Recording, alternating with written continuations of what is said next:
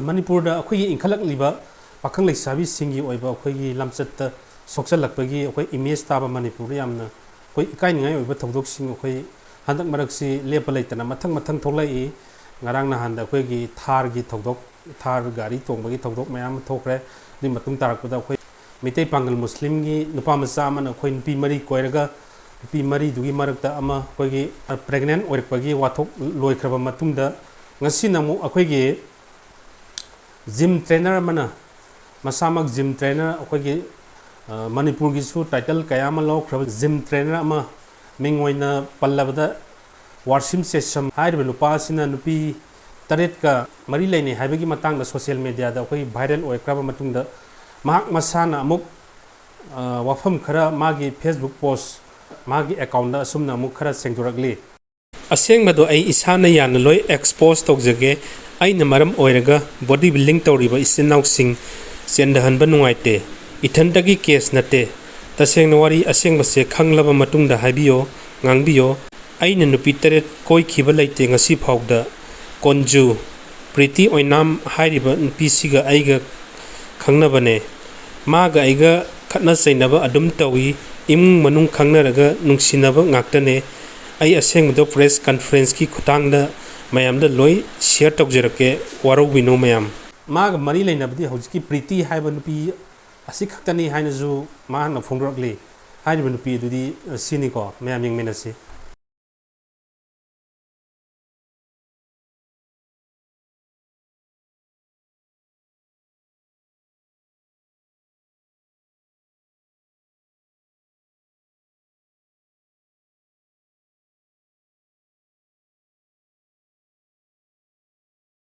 makha tarpo yam interesting oiba update ta akhoi gi Kuki singna London gi parliament ki mamang da akhoi gi protest tawre ko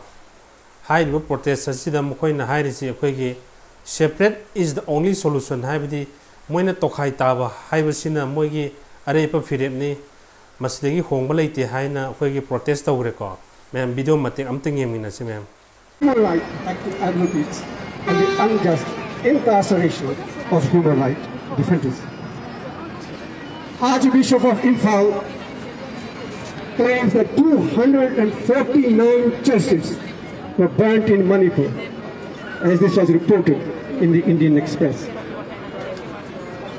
A recent book written by Christoph Jaffarov, Modi's India, provides a comprehensive analysis of the rise of BJP as a dominant electoral force under the guise of Hindu nationalism and the rise of ethnic democracy. Since the rise of BJP RSS hegemony, a new language has emerged more powerfully than before. Words like Hindutva, Sanparivar, Moditva, that is the personalization of power and heroization of one man. Rise of Bajrang Dal, Sangh Parivar's armed wing, Hinduizing the public space, the crusade against liberals, targeting of minorities, anti-Christian xenophobia, recurrent mobilization against Muslims, a de facto Hindu Rashtra, vigilantes and control of state administration, the rise of parallel state, digital vigilantism, physical violence against secularists, slow death of the right to information. The Supreme Court, from resistance to surrender, electoral authoritarianism, judicial majoritarianism, which prepared the ground for Ram Temple in Ayodhya. Redefining citizenship on an ethno-religious basis, Citizenship Amendment Act, National Population Register, dilution of reservation, Ghar Vapsi, anti-conversion laws, demonetization, Gaur Rakshak vigilantism, lynching in the name of cow protection, chanting of Jai Shri Ram during violence and hate campaigns. Control of media, the weakening of election commission, the decline of parliament, BJP MPs chanting Modi, Modi in Indian parliament. Modi ਦਾ ਵਿਰੋਧ London ਦੇ parliament ਦੇ front ਤੇ ਹੋ ਰਿਹਾ ਆ ਬਹੁਤ ਜ਼ਬਰਦਸਤ to wake up and take serious note Amit of the Shah world's largest democracy, that is India. Video ਨੂੰ ਜ਼ਿਆਦਾ ਤੋਂ Under ਜ਼ਿਆਦਾ the ਸ਼ੇਅਰ guise ਕਰ ਦਿਓ of majoritarianism, how it is turning into a terrorist state through a ꯃꯈꯥ ꯇꯥꯔꯛꯄꯗ ꯑꯩꯈꯣꯏꯒꯤ ꯌꯥꯝ ꯅꯨꯡꯉꯥꯏꯕ ꯍꯥꯏꯒꯗ꯭ꯔꯥ ꯅꯨꯡꯉꯥꯏꯇꯕ ꯍꯥꯏꯒꯗ꯭ꯔꯥ ꯄꯥꯎ ꯑꯃꯅ ꯑꯩꯈꯣꯏꯒꯤ ꯁ꯭ꯋꯤꯖꯔꯂꯦꯟꯗ ꯑꯩꯈꯣꯏꯒꯤ ꯅꯧꯅ ꯑꯩꯈꯣꯏꯒꯤ ꯃꯤꯁꯦ ꯑꯩꯈꯣꯏꯒꯤ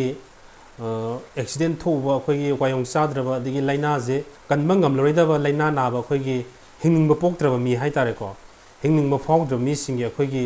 ꯌꯥꯝꯅ ꯅꯨꯡꯉꯥꯏꯅ ꯁꯤꯕ ꯌꯥꯅꯕ ꯑꯩꯈꯣꯏꯒꯤ ꯃꯁꯤꯟ ꯑꯃ ꯂꯣꯟꯆ ꯇꯧꯈ꯭ꯔꯦ ꯑꯗꯨꯒ ꯍꯥꯏꯔꯤꯕ ꯃꯁꯤꯟꯗꯨꯒꯤ ꯃꯃꯤꯡꯅ ꯑꯩꯈꯣꯏ ꯁꯣꯔꯀꯣ ꯍꯥꯏꯅ ꯃꯤꯡ ꯊꯣꯟꯈ꯭ꯔꯦ ꯍꯥꯏꯇꯥꯔꯦꯀꯣ ꯃꯥꯂꯦꯝ ꯑꯁꯤꯗ ꯍꯤꯡꯅꯤꯡꯗ꯭ꯔꯕ ꯁꯤꯅꯤꯡꯂꯕ ꯃꯤꯑꯣꯏꯁꯤꯡꯅ ꯁꯤꯖꯤꯟꯅꯅꯕ ꯁꯨꯁꯥꯏꯠ ꯃꯁꯤꯟ ꯄꯨꯊꯣꯛꯄ ꯑꯃꯗꯤ ꯁꯤꯖꯤꯟꯅꯅꯕꯒꯤ ꯑꯌꯥꯕ ꯄꯤꯔꯕ ꯑꯍꯥꯟꯕ ꯂꯩꯕꯥꯛ ꯑꯁꯤ ꯁ꯭ꯋꯤꯖꯔꯂꯦꯟ ꯑꯣꯏꯔꯒꯅꯤ ꯍꯥꯏꯔꯤ ꯂꯥꯌꯦꯡꯕ ꯉꯝꯂꯔꯣꯏꯗꯕ ꯑꯦꯛꯁꯤꯗꯦꯟꯇ ꯇꯝꯊꯤꯅ ꯁꯣꯛꯄꯗꯒꯤ ꯈꯨꯗꯣꯡꯆꯥꯗ꯭ꯔꯕ ꯑꯃꯗꯤ ꯑꯇꯩ ꯑꯇꯣꯞꯄ ꯃꯔꯝꯁꯤꯡꯗꯒꯤ ꯃꯥꯂꯦꯝ ꯑꯁꯤꯗ